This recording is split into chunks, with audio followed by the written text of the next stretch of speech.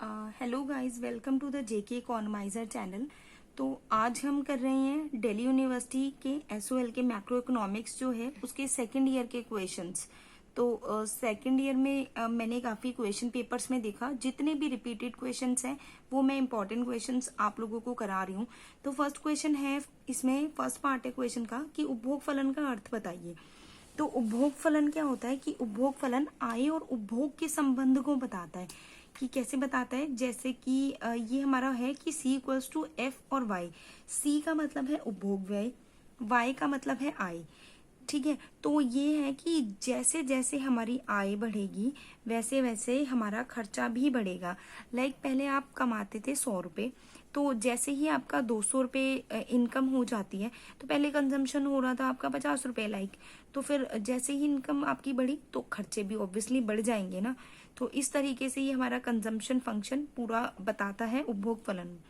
ठीक है, अब हम इसमें क्या करते हैं कि इसमें लिखा भी हुआ है उपभोग व्यय आय पर निर्भर करता ही है।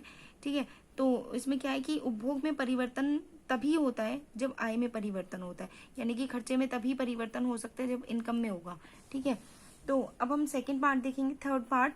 तो स्वायत्त उपभोग और प्रेरित उपभोग में अंतर बताइए। इसमें क्या है कि स्वायत्त उपभोग व्यय और प्रोत्साहित उपभोग व्यय। ठीक है, तो स्वायत्त उपभोग व्यय में क्या है कि उपभोग व्यय कभी भी शून्य नहीं होता।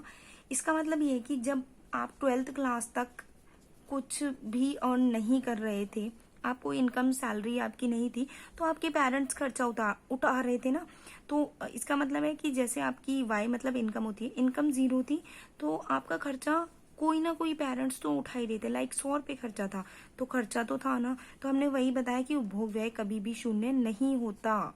इनकम पर भी इनकम 0 होगी तो उपभोग व्यय कभी शून्य नहीं हो सकता। तो सेकंड हम देखेंगे प्रोत्साहित उपभोग व्यय। इसमें क्या है, यह आय पे निर्भर करता है। कुल आय में वृद्धि होने पर कुल उपभोग व्यय बढ़ जाता है, परंतु उस अनुपात में नहीं बढ़ता जिस अनुपात में आय बढ़ती है। इनकम हमारी बढ़ी, खर्चा भी बढ़ गया, कंजम्पशन भी बढ़ गया, लेकिन इनकम बढ़ी, कंजम्पशन भी बढ़ा, लेकिन इसके कंपैरिजन में, यानी कि इसके जो इनकम के कंपैरिजन में खर्चा थोड़ा कम ही रहा। इसको मैं एक्सप्लेन करूंगी, अभी पीछे मैं पेज टर्न करने वाली हूँ उसमें। हाँ जी, देखिए तो आप, Y हमारी है कुल आय, C हमारा है कुल उपभोग व्यय। C बार से हमने स्वायत्त उपभोग व्यय को डिनोट किया है। ठीक है, तो जैसे हमने बताया कि इनकम 0 थी, हमारा खर्चा कुछ ना कुछ हो रहा था। ठीक है, इनकम बढ़ी, खर्चा भी थोड़ा सा बढ़ा, फिर इनकम बढ़ी, फिर खर्चा बढ़ा। ठीक है, तो स्वायत्त उपभोग व्यय में जब आपकी इनकम 0 थी तो खर्चा आपका 50 था, तो वो 50 रिमेन ही रहेगा। कि जब आपकी इनकम 0 थी तो आपका 50 रुपए खर्चा हुआ करता था। ठीक है, तो अभी हम स्वायत्त उपभोग व्यय को कर्व के अकॉर्डिंग देखते हैं। हमने एक्स एक्सिस पे लिया है आय को, ठीक है, वाई एक्सिस पे हमने लिया है स्वायत्त उपभोग व्यय को। हमने देखा कि पहले हमारी इनकम 0 थी, इनकम जब 0 थी तो हमारा खर्चा हो रहा था 50, इनकम 0 खर्चा 50, यही हमारा स्वायत्त उपभोग है। तो ये हमारा क्या हो गया, इतना 50 तक स्वायत्त उपभोग। देन हमने देखा इनकम हमारी 100 रुपए हुई, इनकम हमारी 100 हुई, तो हमारा खर्चा कितना हो गया, 50, सॉरी खर्चा हमारा 100 हो गया, पहले 50 था अब 100 हो गया। तो इस तरीके से हमने बताया, और ये हमारा स्वायत्त उपभोग व्यय है कि स्वायत्त उपभोग व्यय। अब हम देखते हैं प्रोत्साहित उपभोग व्यय क्या होता है। ठीक है, तो हमने इसमें कर्व में शो किया है, एक्स एक्सिस पे आय, वाई एक्सिस पे हमने प्रोत्साहित उपभोग व्यय को शो किया है। और इसमें क्या है, देखो पहले मैं इससे साइड में एक कर्व बना देती हूँ, उसके अकॉर्डिंग आपको समझाती हूँ। एक्स एक्सिस पे हमने आय लिया है और वाई एक्सिस पे हमने प्रोत्साहित उपभोग व्यय को लिया है।